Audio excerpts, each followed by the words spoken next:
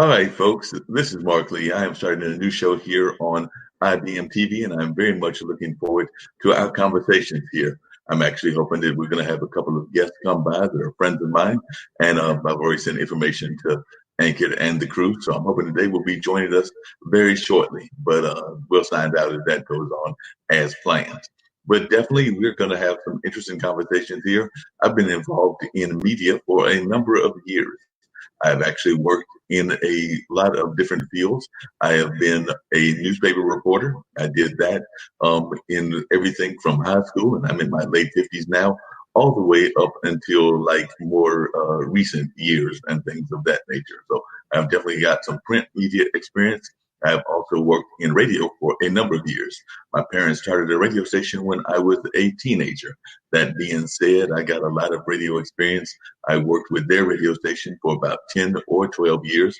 I also worked, and that was from like about 1976, thereabouts, to about 1986 or 87. This station was on for about 11 or 12 years. So had that experience. And then I also worked on a station in Marquette, that's Marquette University in Milwaukee, Wisconsin. So I did radio there. And I've also was one of the people involved with the founding of WNCU, a station here in Durham, North Carolina. And for a number of years, I've been involved at WCOM. So as you can see, a lot of experience in the radio field. So that is a great thing that I am definitely going to bring to this whole conversation. I've also done occasional TV appearances. My mom was on the Black Issues Forum as a host, and I've made a couple of appearances on that show, not with her, but with other people that were doing that show. We were talking about the film festival that Haytide does. So I've done that a couple of times in terms of TV appearances, but not have done a lot of TV appearances. Also appeared once or twice to give people information about the Bull Durham Blues Festival. So I've made a couple of appearances on those kind of TV stations. And I have friends who are movie makers. Some have given me roles in their movies. Some of us have been watching the commercials that are out there now, some of them that are even pandemic related. And we know there's the new What's Up commercial. It goes, What's up? And that commercial led to a young lady friend of mine doing kind of a takeoff of that. And that was done when those original What's Up commercials were done. So I did that for a number of, I worked with her as well as other filmmakers. We actually shot that film in the Durham area, downtown Durham. We were using my apartment. I was playing a nosy neighbor. And we were also using the apartment of a friend of mine who lived across the street, as I recall. But I did that, also played a extra in a commercial that my friend Dilcy Davis did that was geared toward, I believe, the Olympics. And that was done over at Duke Hospital. So definitely got to play somebody that is very important to us these days, that being the essential worker. So I got to play one in the background extra. Don't think I had a speaking part at all. But I've done a couple of other bit parts. My friend Kirk did some filming, and he had me play some bit parts in that as well. So as you can see, I've got some wide kinds of experiences in the field of activism. In addition to that, I've also, that's the field of media, but I've also got some activism things as well that I have been involved with. So I've been involved with everything from the Solidarity Center, which is based in Durham. Jillian Johnson, who is our mayor pro tem here in Durham, was one of the people involved with that, and she got me on that board. I was also involved with Occupy Durham and a number of other things to deal with the activism community. We can even go back to my childhood with that as well, since I was involved with the Malcolm X University that was founded in the late 60s here in the Durham area, or Malcolm X School, it might have been called. But definitely was involved with that as a lad. I think I was maybe about 7 or 8 at that time. And I've always considered myself very much of an activist. There are some books that I'm still fans of to this day that are about activism. So like I'm a fan of Russell Means' book and his autobiography. Definitely a fan of Malcolm X and his autobiography. Of course, Martin Luther King. There's a book called Ecotage. Many people do not know this, but the environmental justice movement was kind of started in the Durham, North Carolina area. So I was definitely involved with that, and was definitely trying to find out more and more about how that was going to go. So that was a very exciting time for me. So I was looking forward to telling y'all more about that during the course of our show. So hope that many of you will find out these things and find out some of these to be of interest to you. I'm hoping we're going to talk about some of these books that have influenced me in times, because like I said, we've got a number of books that definitely influenced what I thought about different things. One of my favorites, and I think I might have just mentioned it, environmental books, was Ecotage. Ecotage is a very interesting book about the fox, who was an environmental, some people would call him an environmental terrorist. I consider him more like an environmental freedom fighter, but he would go into areas that were doing some heavy polluting and would basically get back at corporate America. He might, like if they were polluting and killing fish, he might go get the fish that had been killed, find those fish, the dead fish that had been killed by pollution, sneak into the CEO's headquarters and dump the fish right there on their desk. So that's just one of his tactics that I remember from that particular book. And there was a number of other ones he has since passed on, but definitely was somebody that had some very interesting kind of views and ways of handling things. So that was very interesting when I read that book at a much younger age. And of course, you can't go wrong when you're studying such folks as the Black Panthers and Martin Luther King. And you notice that I'm talking about people from a diversity of viewpoints, because I've also studied some of the leaders of like the Latinx movement, the current Latinx movement, but also some of their more established Latin leaders. So definitely that's some of the things that have been going on in my world. I'm hoping that others might come in and tell us some of the things that they are engaged in as well. But that's kind of what we've got going on. I'm looking in there. I don't see my guests appearing yet, but I do hope that they will be appearing soon. Maybe Kim is in conversation with them, because I did talk to Tim. And Tim did say that he would be coming in to talk to us about the program that he's got me in, which is basically teaching us about how to do this kind of thing that we're doing right now, the being live and being right here on camera. So that's some of the things that I have been engaged in. I know many of us are thinking about things that are going on in the world. As you can tell, I'm sitting here in my apartment, definitely checking out what's going on. I've got my podcast that'll be airing later on this evening, and Dean may be joining us as well. Dean is my co-host on that show. But Dean, I'm hoping will be joining us in the not too distant future, so we can talk about some of the things that we've got going on. But we've got a very interesting conversation on this evening. We've got two folks that are involved in the field of helping folks that are involved in the prison system and things of that nature. So we've got two folks that are involved in that will be joining the show. One is running a program called the Jubilee House, and so they will be on. And then I've got Marion on, and he's got some things going on in that field as well. And then we'll be joined by Julie Weeks, who is taking the class with me, and she's that's the Tim Song class. So she's taking that class, and we'll talk about the program that she's working on and how she's learning from the class. And then I've got some musicians that were involved in the old days of music. They were kind of involved, I believe, in like the roadie field and kind of the behind the scenes people. But they were involved over there in the Fillmore East area of San Francisco. So they were involved in a number of those conversations. So it'll be very interesting to see what they've got to say. And there may be one or two other guests that are coming. Oh, there is another guest I just remembered, because Miss Clemente, who is a Latinx activist, she will be joining us on this evening as well. She's ran for the Green Party as a vice presidential candidate, if I remember correctly.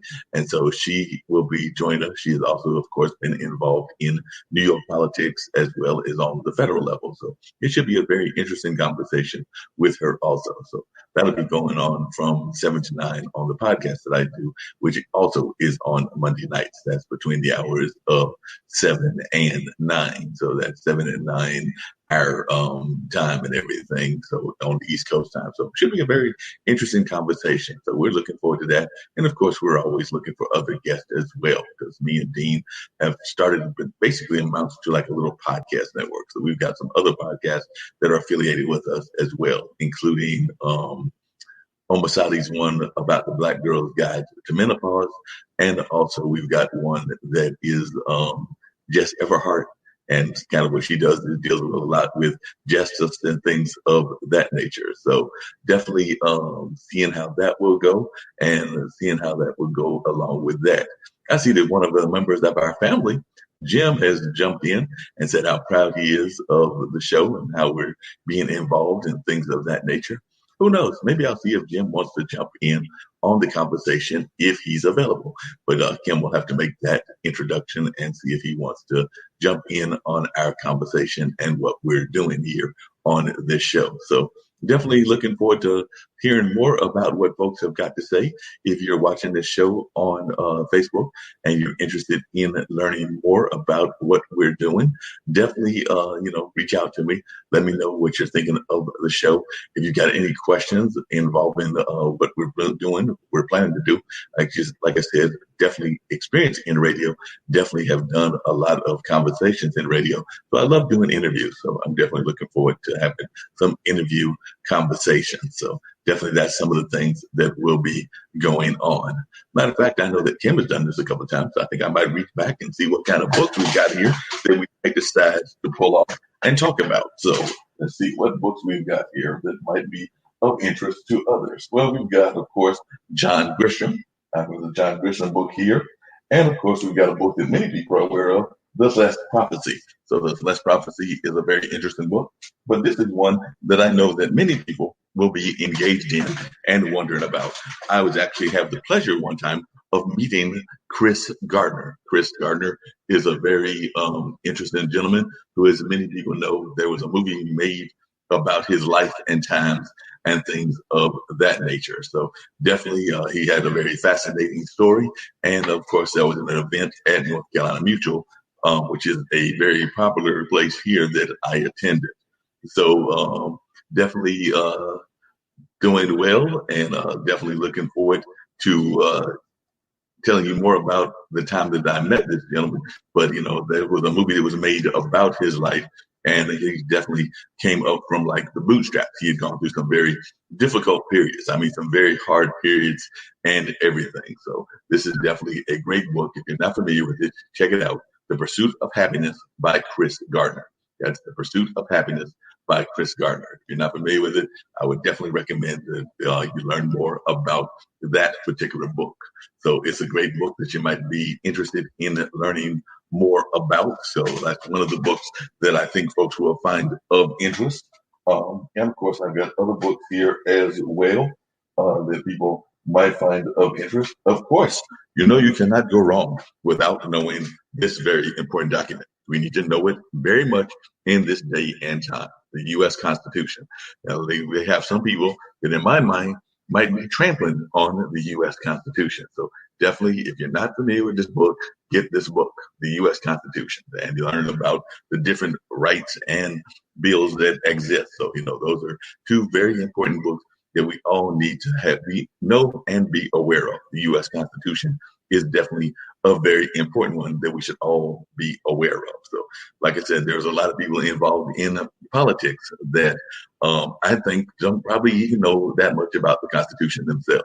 And I'm not going to say that I know all the amendments. I need to do a better job of educating myself, but I do have the pocket version right there so that I can keep track of some things that I need to know, some of the very basic bills that we all need to be aware of. So definitely the U.S. Constitution is a very important book. And of course, like I said, there are a number of other great books here that I am a big fan of and all of that. Sometimes we also want books that are a little bit on the silly side. So here's another one. It is a good book to know. It is The Complete Prose of Woody Allen. That's right, The Complete Prose of Woody Allen. That's just some of the books that are in my collection of books over here. And that is The Complete Prose of Woody Allen. Woody Allen is definitely a hilarious and amazing comedian and things of that nature. So that's just some of the books. See if there's any others that I want to talk about. Of course, many people wonder about politics and things of that nature. And you might be interested in this book. And this is a book that talks about Rush Limbaugh and what Al Franken thinks of him. So that's a book that I also have in my book collection. So these are books that are in my book collection that you might be interested in. I'll tell you about some of the more books that I have as well as a later date.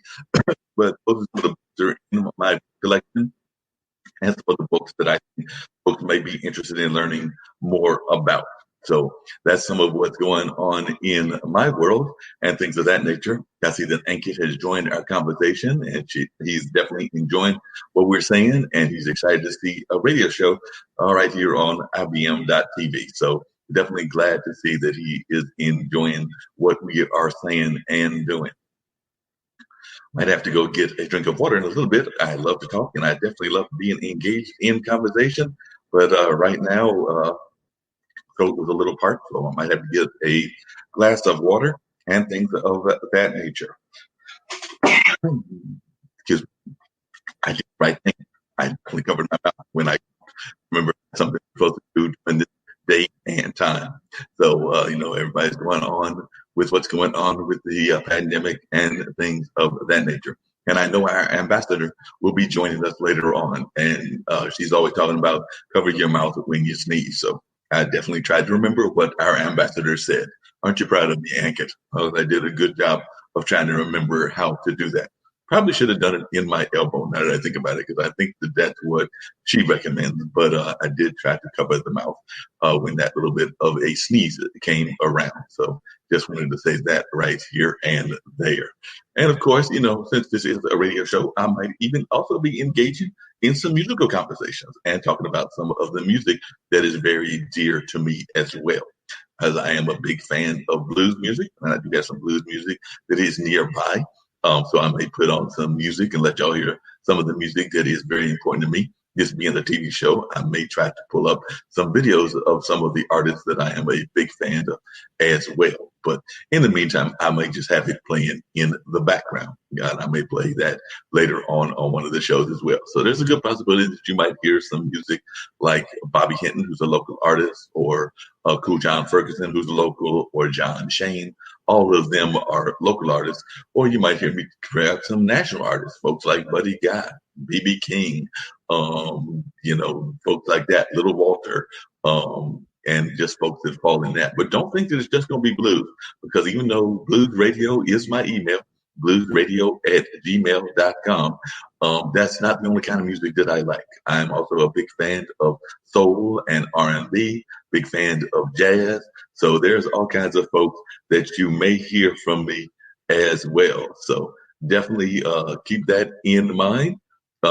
Definitely interested in having a conversation with that. So that'll be very interesting to see how that goes along. And hopefully Jim will be joining us. I see that we're having some conversations to see if Jim will be joining us. And also I'm waiting to hear if Tim Sohn will be coming into the conversation as well. So these are some of the folks that we have reached out to for this particular show. But we've been having a very lively conversation. And like I said, there are some great books and some amazing books out there. And like I said, I'm a big fan of all kinds of music.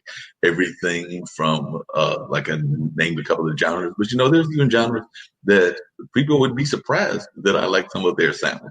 Not so much the Latin music. A lot of people like Latin music. But, I've heard some good polka.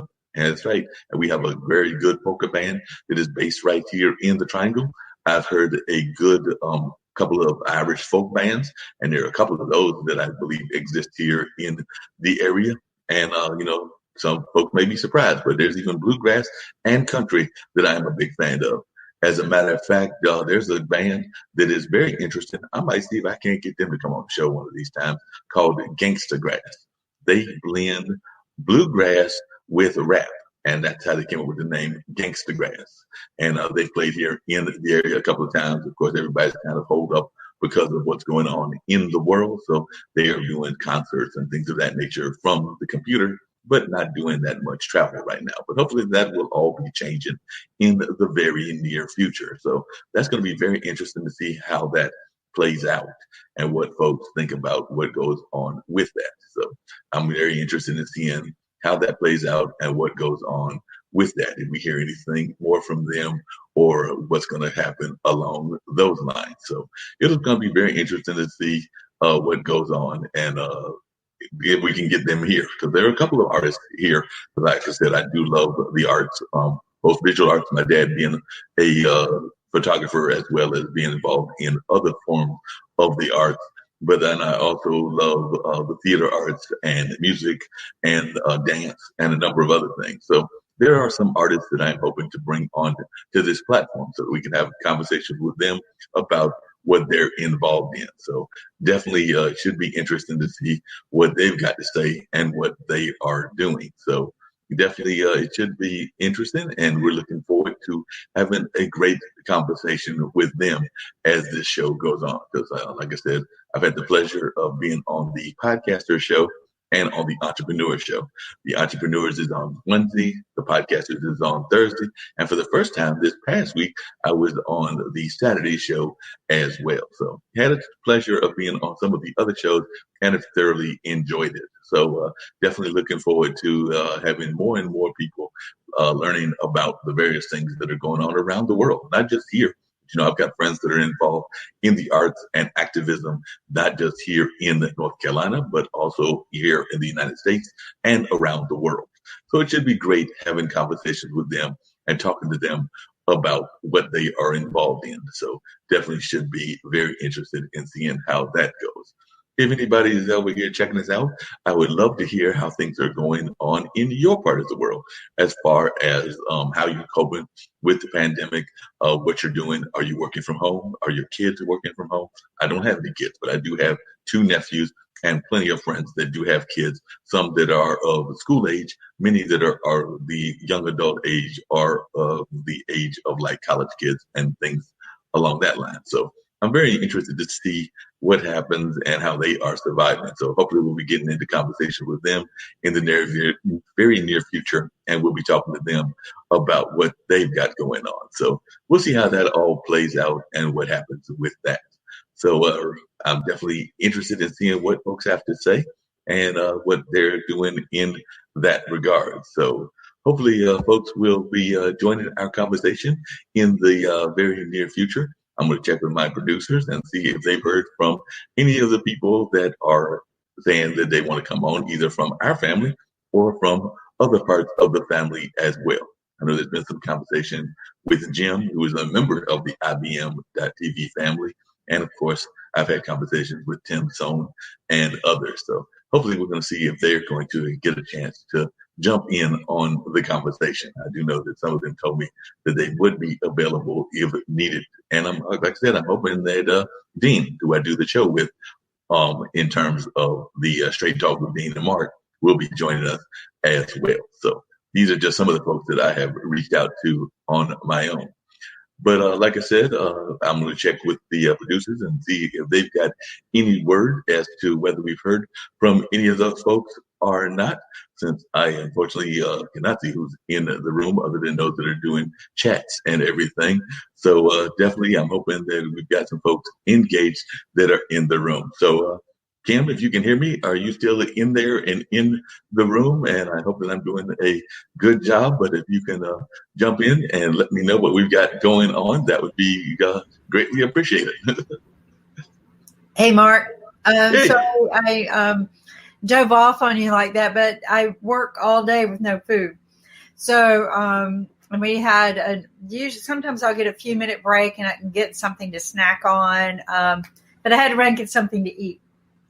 So a lot of people don't know IBM TV, we're growing. And thanks to Marc, we're doing some new shows. And so we experienced some growing pains, just like any startup or any business. Those growing pains are great, and you're welcoming them. And we did promise Marc that we would be here to help him, support him, get him going. So I'm sorry, I heard you talking, but I'm eating my favorite quick thing that's not really good for you, but it's peanut butter. And so, you can't talk with No, you cannot talk with peanut butter in your mouth. You cannot talk with peanut butter in your mouth. And I know everybody goes, why do you do that? Well, it's just the quickest thing for me to get. It's packed full of protein, and it's healthy in many ways for you. Probably not the way I eat it, but I don't eat it with jelly or anything, just plain peanut butter. But so yeah, I had to quickly get some protein in me so I don't pass out on you while I help you run your show. I sent Jim a link. So people, this is kind of how we're going to do the radio show, just to give people incentive to call in or text in. All you have to do is send a shout out that you'd like to be on the show. You got to promise to be good. No profanity, no porn, no heavy politics. We are not, Right. we're not about the controversial politic issues. Though that can come up occasionally. I'll let Mark control. Please be aware that if you do come on the show, I'll give you some little rules here. And you are engaging in bad talk because we're about smart TV, Yeah. edutaining, as we say it, educational and entertaining. But if you do engage in that, Mark's got this quick little fun button that he can kick you out. All right. Yes. So Nick loves to use it just to pick on people.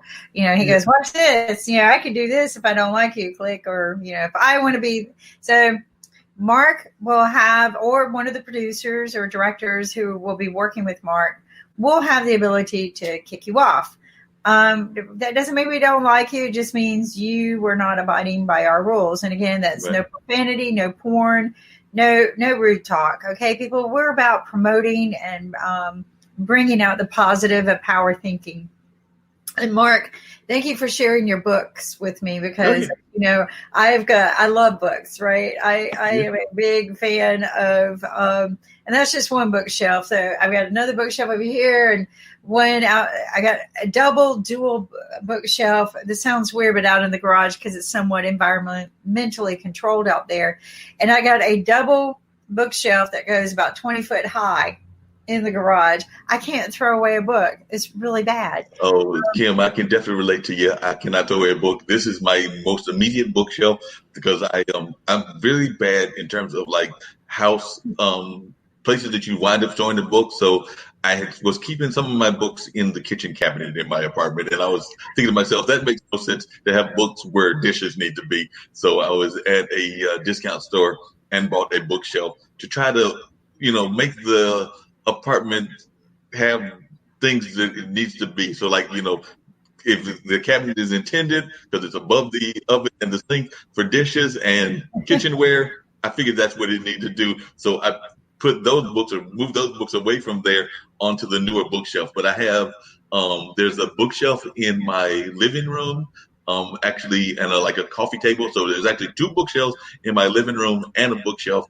in my bedroom. So I'm with you. I've got 4 bookshelves and I probably still have space to even put some other books. And I've got, like you, a tremendous amount of books. I just shared 4 of them, including the Constitution, that I think people should know about. But during the course of these, years and decades or however long we can do this, I have many books that we will be talking about that I've helped to bring on in addition to the guests. And I can relate to what you're saying about the peanut butter and not doing what you're supposed to do, because I went and also bought a blender. I think I mentioned that on one of our other shows, and I used the blender. First time, I don't think I used it right because the drink didn't come out quite the way I wanted. I was quite pleased with the second attempt, and I went and got some ice cream, bad me, and I went and got some bananas and some strawberries, and I made like a smoothie that was very good and very refreshing. Probably not very nutritional because that sounds like a lot of sugar, but it was still very good, and I definitely enjoyed it. And then a friend of mine came by, and they were going out to get a shake, so they were going to have to get a smoothie of their own, and then they were going to stop by a popular gas station that many people know that is also the title of a bed item. I'll just leave you that clue. And then when they stopped by there, they got a pizza. And notice I said I had already had dinner and already done everything that I was supposed to do, but I still, because we were eating food, was tempted to get some other food, and I got a cheeseburger with fried topping. So even though I had already eaten and probably didn't need any additional food, we've talked about this before, that, we need to work on the dietary and losing some weight, but I probably didn't need the extra food, but they were getting food, so I was tempted to get it as well. So yeah, I know how that can be sometimes. So sometimes I don't eat right. Sometimes I forget to eat. That's worse. So no, I get you. Here's what's important. It's important to just find that balance. That milkshake sounds awesome. And what I used to do, I'm a big fan of just fresh cream. You blend it up, it gets real thick and fluffy. and then you throw your other stuff in there. And that tastes just as good as ice cream. I love ice cream, but a lot of ice cream has a lot of that bad stuff in it. So I usually stick to Breyers, right? Because Breyers is just going to have the cream, or you can look for other brands, but just the cream, the sugar, but none of the other aspargum and all the additives. So, but every Sunday right now, we're doing something to help you work it off. That helps you burn the ketosis and help you learn to burn all the fat out of your body, which is hot yoga. Right. And I did my first hot yoga ever in my life. Because I work out in different ways, and I have physical therapy every day. But I did my first hot yoga yesterday, and I'm proud that I kept up with Dr. Yu, who is, to me, very physically fit. But he even had a challenge. I mean, this is he said his first time in years, and he decided to do it because we're out to lose the COVID-19. You know how you put on the freshman 10? Well, this is the COVID-19. We feel like we put on about 19. I feel like I put on 19 pounds during COVID. Probably not that much, but I'd like to lose about that much. And, but we're also building the immunity so we can lose the COVID-19, right? Because we've learned that there's really no cure for COVID-19. We're just going to have to build our immunity. And I know everyone's hopeful for a vaccine. There's all kinds of people going, oh, we're going to get it by this day. No, you know what? It's not going to happen this year because they got to test it. And I don't know about you, Mark, but I am not going to let them test it on me until it's been tested on animals. I'm sorry. I agree with you on that. 100%. I mean, why would we want to do that? Yeah, I don't think we want to do that at all because, like I said, that just sounds very dangerous. I wanted to test it on animals. I want to make sure that it's actually going to be effective and things of that nature. Like I mentioned on one of our previous shows, not this show because it's the first time that we're doing it here, my show and everything, but I have appeared on some of your other shows. And I do know there are people concerned in the African-American community just because they have some fears because of past testing that has gone on in the world that was abusive of other minority cultures and things of that nature. So there are some people that are concerned about that. We should never test people based on prejudice or minority or culture. Now, I do have a big concern too when it comes to vaccines, something that I don't know that they think that I don't think they really think about. But I think different vaccines for different cultures and different DNA types, right? I think it's very important to consider because I don't think just every vaccine is one global fix. I think that our DNAs are different. I think that we have different cultures of foods we eat that might countercross the what a vaccine can or would do in our body. Everybody might think I'm crazy, but I'm allergic to a lot of the stuff that's out there. Wow. I've had the National Heart Association president in one time because I was totally allergic to a statin. Every time they put a statin in my body, my throat swelled up. So when you read that disclaimer that says may cause throat swelling, that unfortunately is me. But I'm allergic to a lot of things. I can taste, I'm allergic to non-fat. I am allergic. Can you believe that? How lucky am I? I cannot eat non-fat foods. Wow. Think about that. How about you? I mean, what a blessing. I don't have to eat any of that processed non-fat crap.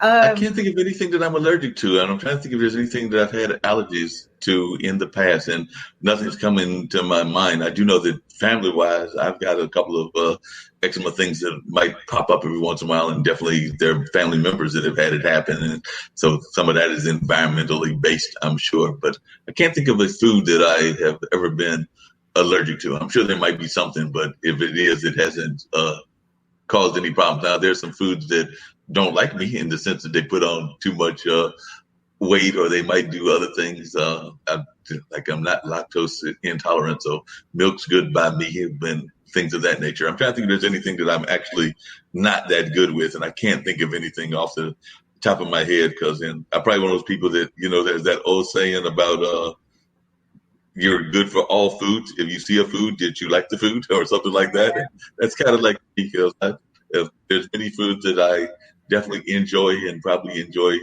more than they enjoy me. But and I'm trying to think of this. I used to have to be the biggest fan of zucchini, and I don't know. I haven't tried it recently, so I don't know how I feel about it now. Of course, there's some soul foods that, because I know what they are, I'm not exactly going to rush to get them. So I know we're in the South, me, both you and me. But when we talk about chitlins, folks don't know what we're talking about. And I know some folks that love that dish, but when I learned what it was, not really trying to have that. So not for me. That's something too, right? Where it comes from, what it is. It's like I'm not a huge fan of eggplant, like the big one, but I love the Japanese eggplant. It's very thin, so it's not very watery when you cook it, and it batters well, and it makes great chips. The thin eggplant, it's very thin, but it really makes. In fact, my kids don't even know they're eating eggplant. Oh. We make a lot. We light batter them. We don't do the heavy flour batter. We do a rice batter, and when the kids eat it, they're just like they gobble it down like banshees. Or like locusts on a field. It's amazing. The plate's gone, and we got to fry up some more. And they have no idea. In fact, when we told them it was eggplant chips, they're like almost wanted to go, ooh, gross, but they didn't. They were like, not that. Yeah. But they didn't. I'm like you though. I love almost all except peas. I don't like peas. I'm allergic to those. I'll throw them up. But I'm allergic to non-fat. You know what happens to me when I eat non-fat? What happens? So I turn into the Thing. Have you ever seen the Thing of the old TV show? Yeah. You remember the movie? big bulky blotches and yes. Yeah, that's what happens to me. Oh no. I kid you not. It does. I turn into this big blotch, but it looks like big square blotches, and I swell up and look horrifying, scary, like a monster. And it happened to me on the way home from Florida one time. We went down to my son and I went down there to stay with some friends and do Disney and stuff like that. And he was driving back because I wasn't feeling well, and my nephew was in the back seat. And all of a sudden, I was just like, I can't breathe well. Something's not right. And I was looking, I had these big blotches. And my nephew's going, oh, my God, it's so cool. She's turning into the Thing. He's like poking. Poking you, trying to cure you. No, he thought it was just cool. Like, oh, my God, she's turning into the Thing. And so bless my son, 16, maybe 17, driving down the highway from Florida to North Carolina. He calls my sister who works in the emergency room, and she says, pull into it because I couldn't find my EpiPen. And she said, pull into a gas station real quick and get Tums, a thing of Tums, a thing of Loratadine, which is Claritin, and a Benadryl. And make her eat the Tums first and then give her these other two things. That prevented me from swelling up here. The Tums or Rolaids, they make whatever you put in your system activate faster. Wow. Like real fast. So I didn't know any of this. So my son, whips into the first gas station he can get to, runs in, gets stuff, and it's just bless his heart, playing emergency with me because we didn't have time, I guess, to call 911. But that stopped me from this. But I still grew these big funky.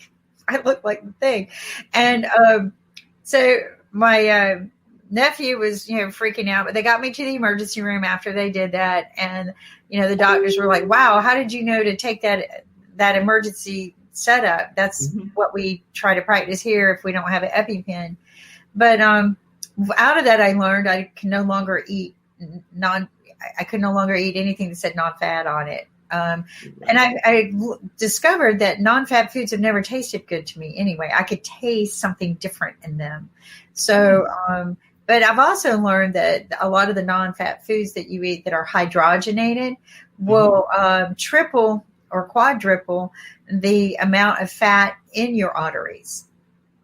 So everybody's thinking they're eating this, no fat butter or no, and it's if it's hydrogenated, it's actually quadrupling the cholesterol in your body, the fat. Mm-hmm. So I tell people I'm actually maybe blessed because I like the food better. I'll eat less because it satisfies me. Mm-hmm. So it's not, So you just, listen to your body, right? Yeah, you have to listen to your body, but sometimes we don't want to listen to our body. I will never forget, and this happened maybe I was at the radio station in Central's. I was working at that particular radio station at North Carolina Central, and I like to help people and I like to volunteer and do different things. And I was helping them out during a snowstorm. So I went, and this was probably 15 years ago.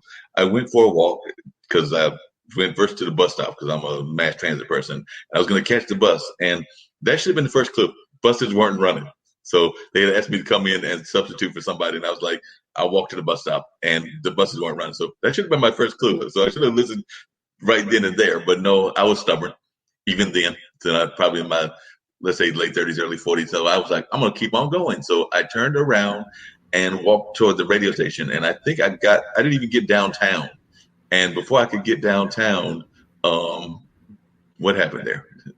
Before I could get downtown, this is our radio show. I just wanted to. No problem. Before I could get downtown and turn toward Central, I slipped and fell. And I fell on the road, so the pavement of the road. And I heard it pop when I fell. And people driving by, a few that are going out in the snow. And I'm sitting there going like, nah, that's not what I heard. And so, you mentally tell yourself that you did not break anything. So, and, hands over here looking like swinging the loose and everything because something's clearly broken. But I'm Mr. Stubborn, and I'm like, no, nothing happened. And then when I got to a place of a city office and had them call EMS, they're like, yeah, you broke your arm. So I'm like, but, mentally, I'm trying to tell myself that, no, I'm good. I'm all right. I didn't, and I plainly heard the crack. I mean, I heard the bone crack, but I was telling myself that I didn't hear it. So I was trying to mentally tell myself that is not what I heard, even though I plainly heard it crack. Well, and sometimes we hear things that move in our body. We don't really break anything. If you've ever been to a chiropractor, you sound like popping bubble paper. Yep. Right? So our bodies make noises when we stress them past a certain point. It may not break anything, but it hurts, or you feel it, or you hear it. I've definitely heard things move in my body, and I've broken my arm before, and I could hear it. I could hear it crack, and and I think mentally, I told myself, "Oh my gosh, I broke my arm." So, yeah, But, we got to start thinking healthier. The conversation, this is how we've come together is through COVID-19. Mm-hmm. And again, the key is to not let your body get out of shape just because you're, shelter in place or stay at home doesn't mean you can't exercise. And this is some of the things we're trying to emphasize is we have a tendency of getting into our homes and think, oh, we got to stay here. We're prisoners. Get outside. Even if you live in an apartment building of some kind, get out that door. Get under the sun for 15 minutes at least. Yeah, it was only for 15, 20 minutes. I definitely believe that you have to do that. Get some sunshine. Just get some fresh air. You need to do that on a regular basis. Actually, a person that was connected to the Durham area was involved in county government or Chamber of Commerce. That's not county government, but they had actually written a letter. And I'm curious what you think about this thing, but they had written a letter in their blog. Big shout out to Casey Steinbrenner, I think is her name.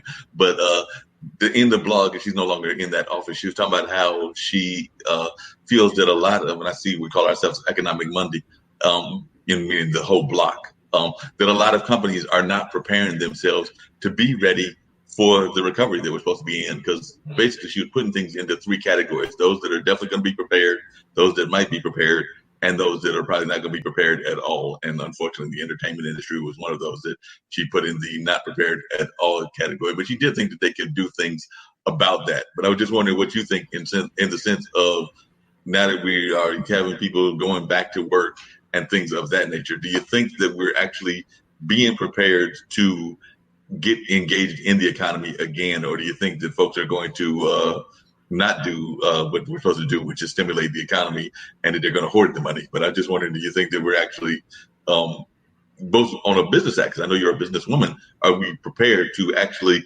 get our businesses re-engaged, or are you of the same fear that person I was talking about is, which is that some of these businesses will fall by the wayside, and some of them may need to fall by the wayside. Some of them have probably already fallen by the wayside. I think the ones that suffered the most during this economic downturn should not have, and that is our, local community businesses, right? Not the big corporate businesses, but the local community businesses. And what people, especially our government, supposedly leaders, tend to forget is they are the blood veins of our society. They are what makes everything function properly in our United States as a whole, or in the world as a whole. Everyone thinks it's the big corporate companies, and it is not. Okay, think about it. So one of the things I hope happens out of this is that we get back to more from the farm to the table kind of community, where we start growing our own food in our own community. Maybe we put into some places more gardening that is, where we can garden year round and provide our foods, because I think that was a big problem during all of this crisis was how do you provide food that is imported in from all over the world? You can. So what do you do? Okay, you can either sit and cry and go, boo-hoo, I can't get that particular piece of fruit or vegetable, or you can learn how to grow it in a means that is environmentally controlled so that you can have it year round. And yes, you can do that. And you do it for the community. All right. So this is where you don't need the big fields. I'm not putting agriculture down, but I will tell the world right now today, Economic Monday, I meant to bring it up in our economic talks today, but I took half the day off, is that the Small Business Association is no longer giving money, stimulus money to small businesses. It's only giving money to agriculture right now. So that's the only industry that's getting money. But hey, why not start a community agriculture business? Yeah. And get some of that money back into the community. And so what you're going to do is you're going to build a community garden that can sustain, all 4 seasons, right? Mm-hmm. And so you need the materials to do that. And usually that's a big tent of some kind, right? And the right lighting, and what else? Water. So you can do a hydropod, very simple, very easy hydropod system. You don't even need good soil. You just need good fish. And there are a lot of hydropods. I don't know if you've been out to visit them, but there are a lot in North Carolina. There are, they're growing big. And one guy, he was trying to do something similar in one of the buildings downtown. I don't know, but why not, right? Why not use an old building? But the thing is to grow like your lettuce was one of the first hydropod things, right? All your leafy greens, lettuce, spinach, and stuff like that, because it's easy to grow in a hydropod system because of the way the roots grow. And what you do is you have a big fish tank somewhere. If you do some research on this, you have a big fish tank. And that fish is what feeds the food, nutrients that the plants need. Mm-hmm. Now you don't have any real gardening going on at this point, just planting and harvesting, right? Way cool. But why not do this in each community? And the community provides its own food. That would be wonderful. I think that's a great idea. Cut out the grocery market, because the grocery market carries many other items that we need, right? Not everybody can farm their own animals, but, a lot of people in the community can do chickens. Yeah. And they're not my favorite. It's probably the only animal I fear besides an alligator. But they're mean. Wait a minute, you fear chickens? Oh, yeah, they're mean. Have you ever been into a coop and they attack you? I was a kid. I've lived in the rural North Carolina, so I know chickens, and I know that they're not the nicest critters in terms of that. But a lot of critters that are. They told me a lesson very young. Somebody else can do the coop thing. I didn't like. I thought, oh, this is great. I'm gonna go collect eggs. I was so excited, right? And they just attacked me, and I'm like, that's it, done. You'll never see me in a chicken coop again. I appreciate the eggs, but no, gardening. You do the big, if you do the right kind of fish, it might be fish that you can eat, right? So there's a cycle that you can do in that kind of gardening system. And you keep it, year round by building yourself a small building or putting it indoors in some sort of way, put a tent over it with good lights. There are all kinds of ways to do out there. I have a solar powered water generator that also generates power for lights. And Okay. it's very small. I'll see if I can get a video of it. But it's very small, like in a small suitcase. It's actually in a Pelican case, but it's the size of a small suitcase. In fact, the airlines let me check it. And but it's got a solar panel on it. So what it does is it runs the generators to pump water. So you can use that to run your water and cycle your water, because you don't want water to sit stagnant, because it will develop algae and bugs and nappy. But you also want it to cycle to generate the fish elements that you're creating, right? So it cycles through, and there's a certain pound per square inch pressure per square inch that you want pushed through. But no, I mean, think about how if we just gathered stimulus money for that. Yep. Community. It would be so wonderful. And there's some community gardens, like you said, that are popping up, new community gardens. I know there's one here in the Durham area that people are doing and things of that nature. So you're right. Community gardens would be wonderful. I remember my parents had like a commune area where they were doing that. And that was in the 70s, I believe. But definitely, I think that those community gardens would be wonderful if we could get those things going, and it would just be truly amazing. I just happened to glance at my news feeds that come across and everything, and we're talking about how things are going on in the state.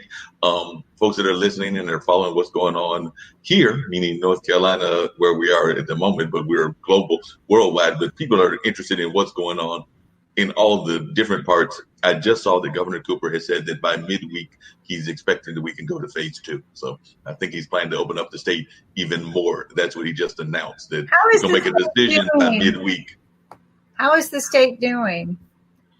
Have we looked lately? You keep talking. I'll pull it up. Go ahead. And the last time I looked, the numbers were going up, which is actually why I'm worried about the fact of us going to phase 2, because there was numbers steadily going up. I think cases have been going up. Now, they say that part of that is due to the fact that it's more testing. More testing equals more numbers.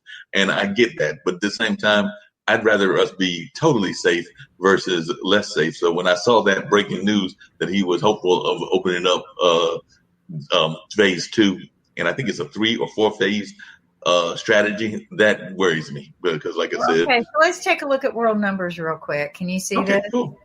So, like Nick and I predicted, we did the math at the very beginning when we realized that they were off with their count. We realized they never noticed this, but we made a point of trying to say it and send the message to them that, hey, you're doing the results based on tests that were taken 14 days ago. Right. We've got rapid test kits now, but I think that even some of the test results, because they still have to be processed through the lab, are taking about 10 days. Through the month of March, it was taking anywhere from 14 to 20 days. But if you take a look at, we have reached over 1 million cases in the, and so we were right at 98, 980,000, I think, at the beginning of last week. So we've literally gone over 1.5 million now. We're over 1.5 million. So then if you take a look at here, I'll make it so it's just a screen for you. All right. I like to look at your expressions though. So, but let's take a look. Hold on. I'm going to get rid of these banners so that we can talk a little bit better. And I just hit a banner that I can't find now. April 7th. So, excuse me, I didn't have your folder set up. So, I'm trying to get, and Kit, can you help me find this and get rid of this? We got to get rid of a lot of these banners. But anyway, so, crap. Oh, right. It's okay. No, I'm enjoying seeing the banner go across. But yeah, but we that's not the right banner. Hold on just a sec. But anyway, so I need to get rid of that last one. Why won't it go? And there's a problem here. Can you help me? It's going to try to solve the problem. IBM, DJ quarantine. But anyway, bear with us a minute while we work through this technical difficulty. Oh, we're going to get it all together. Like I said, first one. We got to get through the kinks and Yeah, everything. We we know that. always go through. Everyone has its own little trial and tribulation. Exactly. I was so impressed with Alexandra. Boy, she pulled together a good visual. Your sound has gotten a whole lot better since the first day you even came to visit us. So, Yes. we each work our little part. And I know why I can't get rid of that one. Here we go. There you There go. we go. All right, got it. See, Yeah. Kid has been taking over, and I forgot how we do these things. So anyway, if you take a look at the numbers here, USA is 1.5 million. We had 10,453 new cases. But take a look at the death toll, right? 91,460. We were, what was it, last week? It was probably right around 80. So, yeah, that sounds about right. But that's a lot of deaths. If you take a look at per million, deaths per million, we're 277. Spain has exceeded us in deaths per million. But if you take a look at the fact that they haven't done a lot of testing, they're a smaller country, those kind of things. But if you take a look at the status here, and then let's go visit North Carolina. Let's see if I can pull up North Carolina. Here we go. Let's go to USA. So in USA, here's our final count for today. And by the way, folks, if you want to go out to this site, it's worldometers.info. They're what provides the almost real-time statistics for global stats. But for Corona, they update it every day at noon. So sometimes you're not going to see, like Illinois, I don't see any updates. So they might not have their update today. But generally, every day at noon, they do an update. But there's California. So New York is getting really close to that 500,000 mark, which is what Nick and I predicted back in the beginning of the show, because we said, whoa, they're not looking at the right stats. We're going to be, right at 500,000 before June. So New Jersey, of course, these are high, big cities. It's very, very dense. Massachusetts, but let's see how far down North Carolina is. Florida is pretty high. North Carolina is +7, and he's talking about going to phase 2, and we just went up +7. So, like I said, that's kind of figures that worry me. See North Carolina? How far down is North Carolina? I just saw it. You just passed it. That's the one that said +7. It's right after Washington. Right here. Right here is North Carolina. In +7 in terms of deaths, it's actually +4. It's 64 in terms of new cases. That was just +7 in terms of deaths, but +4, 64 in terms of new cases. Well, and we have to ask ourselves, why did those deaths occur? And then I was watching Michael Hansen, who is a pulmonary doctor. So we've had a pulmonary expert actually that comes on our show several times out of India. He's a pulmonary physician. But Mike Hansen also has some really, really good videos. He's from North Carolina. And they did 12 autopsies of COVID patients on video.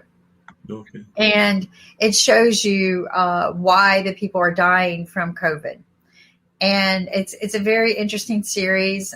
You really need to be able to stomach that medical aspect of it. But, over the years, thanks to reality TV, we've lost a lot of that. We've become numb to we've become numb to that. And I think video games haven't helped movies. A lot of times when we see death, we're not concerned about them just because it happens so much in our media and everything. So I agree with you on that. And then the other thing that I worry about is and I think you mentioned it on some other shows, is people getting sick and passing away. And it may be COVID related, but we're not sure whether COVID was the final factor or whether it was just like an outlying factor. So there are different ways of going on, because I know that even Bradford Marcellus's dad, Ellis Marcellus, who passed away, they definitely said that was COVID related. But then there were some others that have passed away and they're not 100% sure whether COVID added to it or not. You can't put COVID on the death certificate if they did not test positive or were not tested at all for it. So if it was DOA or they were doing something else prior to testing the person for COVID, they are not going to be able to put that on the death certificate. Now, if a person came into the hospital with COVID and they were tested positive with COVID, even if they had other complications, which everyone goes, well, they had a heart disease, so I want heart disease on their death certificate. I'm like, well, you know what? Maybe their heart disease would not have been pushed to a death if it had not been for COVID. So I still believe, I am still a strong, firm believer that if the person came in with COVID-19 and they died due to complications with COVID-19, then it should be reported as such. But, you know, it's kind of like I could be dying of lung cancer right now, but a man came into my front door and shot me with a gun. Now, which one are you going to put on my death certificate? They're probably going to put the murder on the death certificate because you were hit by the bullet. Right. Not the fact that you had other things going on. I was dying of lung cancer to begin with, right? So yeah, you know, be smart about this. That people got shot with a bullet of COVID-19. And if that's what killed them, it's the same thing in forensics, people. Okay, think about forensics. When they go and they do forensics of a person, they're going to determine whether that bullet killed the person or maybe the person bled out a different way, but it was the cause of the bullet that caused the bleed out, or did the person die of a heart attack? Did they die before the bullet hit him? Believe me, forensics can go this deep. Even though a person got shot, they may look at, well, could they have had the heart attack before the bullet hit him? And in that case, it might change the case for the person who shot the gun. But did shooting them cause the heart attack? Yeah, probably. But it aided in the help, but it may not be considered, you know, the layers of murder and stuff like that. So you got to look at these forensic situations. But yeah, if a person tests positive with COVID and they're brought in because of COVID complications and they die because of COVID complications, then that's the bullet that killed them. Right. You know? Get over yourself, people, and quit making this a political matter. I get irritated with all these people and they're trying to drive it as a political, well, you know, they're Republicans. So of course they're going to put COVID on everything. And I'm like, well, what about the Democrats? They're going to put COVID on everything. Yeah, but politics is an interesting bedfellow for a lot of folks. It's actually, just if I can give a plug, and I think she's going to be joining us. We're actually going to have a candidate. And if you want to join again this evening, I would love to have you back again. But on the regular radio podcast, we're going to have a young lady, Roberta Clemente, I believe is her name. And some people say that she was AOC before AOC, but she actually ran as I think vice presidential candidate on the Green Party ticket. So that's one of the things I want to talk to her about, what I've talked to you about and others about, which is, you know, how can we get to the point of not having a two-party system and actually have folks that voting for the Greens and the Libertarians? I vote for them every time. Sometimes I try to say I vote for the right person. This is what anytime anyone ever asks me, who did you vote for? I vote for the right person. Okay. I never can get the name out of me because I'm like, I vote for the person I believe is right. It doesn't matter whether they win or not. Right. I'm not going to say I voted for the winner. I would just tell everyone I voted for the right person. The end of the day, the political parties, this is so 18th century to me. You know, it just doesn't make sense. You know, one of you get to be king. Nah, we need to change. I love those two young men that were on our show the other day because they said that we needed to get to a political system that's not even one president. No, I agree with that. I think that the president by committee might be a wonderful thing. They actually had a great idea in that concept. And I also agree with you. You know, this whole electoral college thing is crazy that we're going to, the popular vote doesn't even win, even though it's supposed to be one man, one vote. But if it's one man, one vote, how does an electoral college work? Seems like that defeats the whole purpose. How is it even fair to the people in North Carolina? By the time the campaign gets it to us, nobody's worth voting for. Excuse me. The primaries have never been fair. You know, they start out with all these great, wonderful people. And so I think it needs to be one day for the primaries. They don't need to be traveling all over the place. They're all given the same budget to campaign with, and boom. All right. Then we get to find out who's really popular, right? Why is it that California gets to pick and New York get to pick who I get to pick at the end of the row? Are they better than North Carolina? No. Are they smarter than North Carolina? Maybe.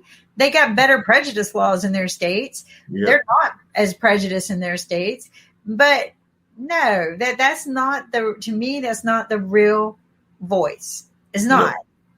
And we got to have more of the real voice. I agree with you on that because a lot of times they're not giving us the real voice. And I think that there's got to be a better system. And like I said, the kids may have an idea and there's others that are floated ideas, but it's got to be something better than what we've had in terms of like, because oftentimes there might be some differences on certain issues. Like let's say the Democrats may be more about social issues and things of that nature. And the Republicans may be more about business and finances, but a lot of the things they are the same about, and they're not the same about the people. So there might be one or two things that they're different. Like one may be more concerned about social issues, whether that's abortion or things of those nature, and somebody else may be more concerned about fairness and equality. But definitely, they're not all doing the same thing in that respect. So I can see where there might be some differences, but there are too much similarities. There is a passion that you have that's the same as a friend of mine, but it's the prisons, right? If you take a look at this, is it fair to some of these people to be putting them into a death sentence? Some people, not all of them. But because we know the prisons are heavily concentrated. I mean, what else do we do with them? But, are we taking all the precautions that necessary to make sure that the prisoners are staying safe? And so these are some of the things I don't know that people thought about. And we talked about this a little bit today. We had to do a knee-jerk reaction because we weren't prepared, right? Yeah. And I speak on being prepared a lot, but and I'll give you a quick example of what's so important about being prepared and the difference. But no, we got rid of our pandemic team, so definitely it was a knee-jerk reaction. What do you do? But you don't stop there at that point. Okay, great. This was the outcome of this knee-jerk reaction. So we have to do another knee-jerk reaction to fix it. And everybody doesn't want to do that because that's going to cause another, outcome that's not pleasing. But if you sit and wait too long, the original outcome that's not pleasing is going to get worse. So Unfortunately, that first knee-jerk reaction is going to have to be followed by another corrective knee-jerk reaction. You're going to have to do a few of those until you correct it. Unfortunately, and if you watch the flashbacks of the president's speeches, if you could go back to March 14th and 15th timeframe when he officially started putting us under lockdown, his speech to us was, well, I am doing this when we have 1,600 cases. So you listen very carefully to a couple of his, I think it's 1,600. I need to go back and find the exact speeches, but in most of his speeches, he will give an exact number. Each time it's always the same. I'm using 1,600 because for some reason that's what my brain clicked on when he was talking. And but I at least closed down when we had this many cases, right? So think about that. Why was that number so important to him? Why did he wait until that many cases? But here's the sad thing that he didn't realize because he wasn't listening to us. Right. They were looking at cases that the tests were results of 14 days ago. They were not looking at what existed that day, right? So that's where his big mistake was. So truly, on the day he was reading, there's 1,600 cases. Oh, crap, I better shut down now because that was my threshold. There were probably more like 16,000. Oh, yeah. That easily. Day. So, or 20, actually, if you want to be accurate. But people would argue with me. Now, people are arguing, is there really a coronavirus?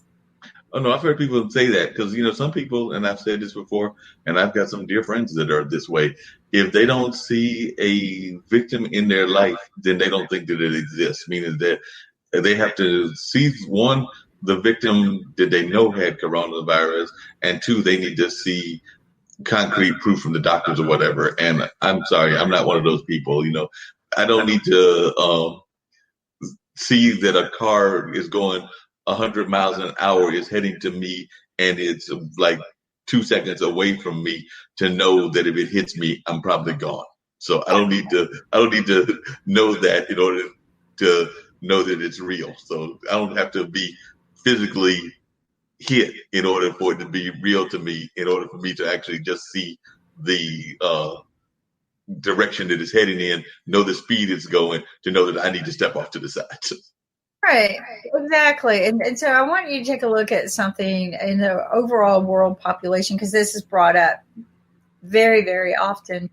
If you take a look at the world population, right, wow, we're over 7 billion people. That makes me hyperventilate sometimes. And you take a look at our public healthcare expenditure, the ratios of amount of money that we spend per person in the world, right? And then you go down to society and media. Nah, I'm not too interested in that. Money spent on video games. Check that out. Holy cow.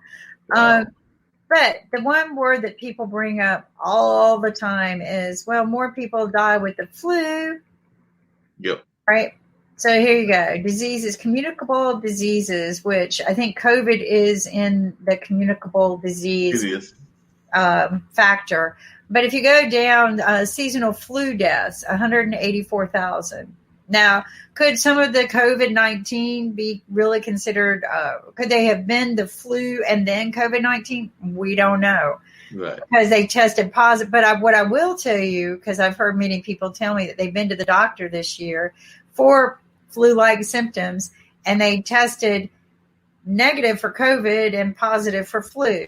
So, okay, so the doctor says, you just had the flu, go home and do this. Then the patients who tested positive for COVID and negative for flu. So there is a difference. There's a huge difference. Yeah, I had some friends that have actually tested, didn't get tested, and therefore they don't know whether they had the COVID, but they were actually sick before COVID became a national thing in our society. Now, it was already in some of the foreign countries a long time before it got to here, but I have at least 3 friends, maybe 4, that are pretty much convinced that they had COVID. But then, like I said, they went through the process of just natural antibiotics and natural cures, bed rest, and all of that stuff. So they must have had, probably the milder version in terms of, but the way that they described the feelings they had, it wasn't all that mild. But I'm saying milder in the sense of the damage that it can do, and also what kind of conditions they had that would impact the COVID. So they had that going on. But like I said, I know of at least 3, maybe 4 people that have told me that they are pretty sure they had COVID, and that was as early as, I want to say, December, maybe January, or it might have even been November.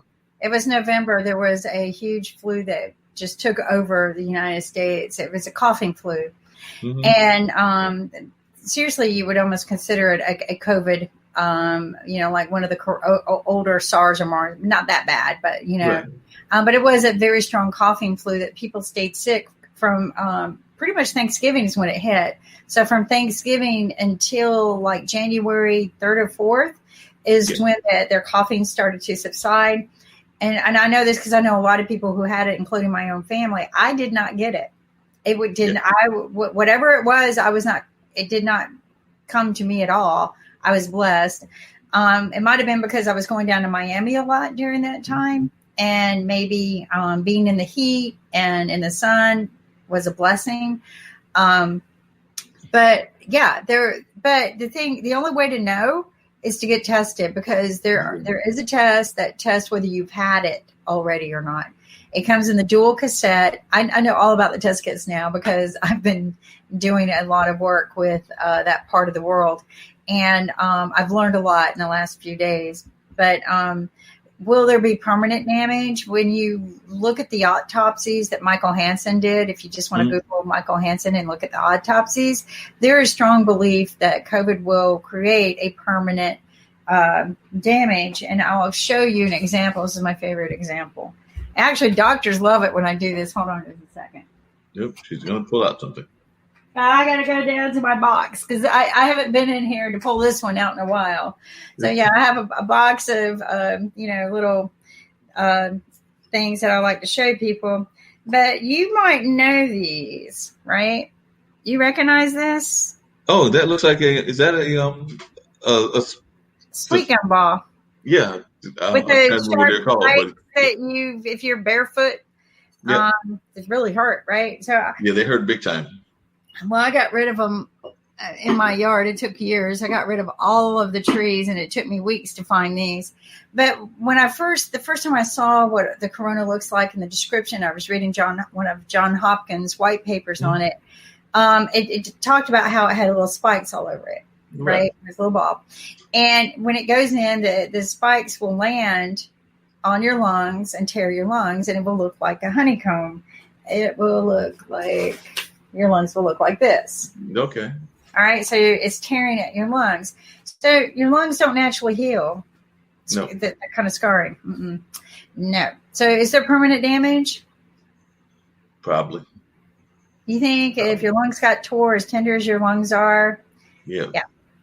So that's like people when they talk about and I know this is different than what we're talking about with COVID, but even when people live near smokers or live around smokers and they have that damage around smoking, even though they themselves are not smokers, because I know that there was a popular nightclub. It's since closed in Durham, and not because of anything to do with what I'm talking about, but it's just the person retired and the club eventually folded or something along that nature. But I remember going to that club all the time, and literally I lived in an apartment at that time that was upstairs, and I would have to wash my clothes as soon as I got in the building, because this was before the cigarette laws, because a lot of places now are more have tighter rules about smoking in a tight space.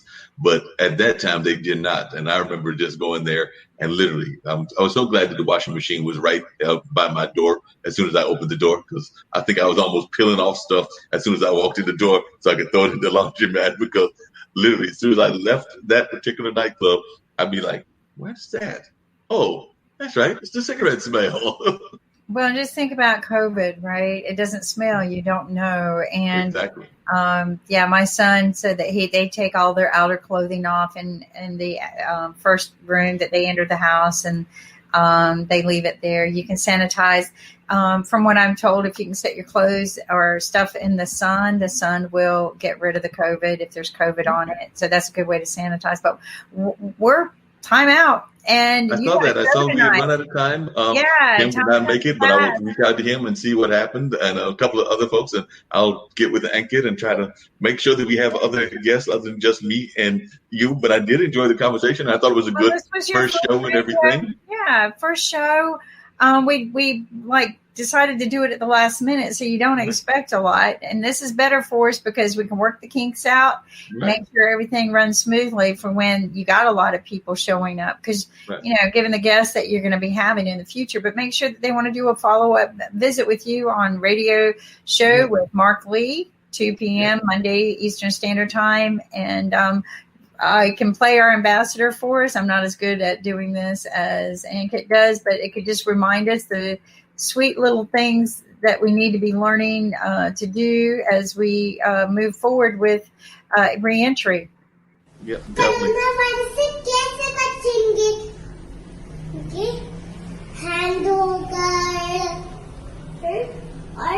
और ऐसे अपने खांसी जब आएगी तो ऐसे करेंगे अच्छू अच्छू और कोरोना वायरस को धन्यवाद हमारा म्यूजिक सुनने का. Thank you. Thank you. That was wonderful. She's such a great ambassador. Y'all must tell me where y'all found her at, because she's just a wonderful ambassador and just does a great job, and definitely telling folks how they should be doing this time. We need more kids like that. Well, we want to get more kids just doing it in different languages. She is from India, so you can only guess who she belongs to. So anyway, okay. We're signing off. We'll see you guys next week. See you.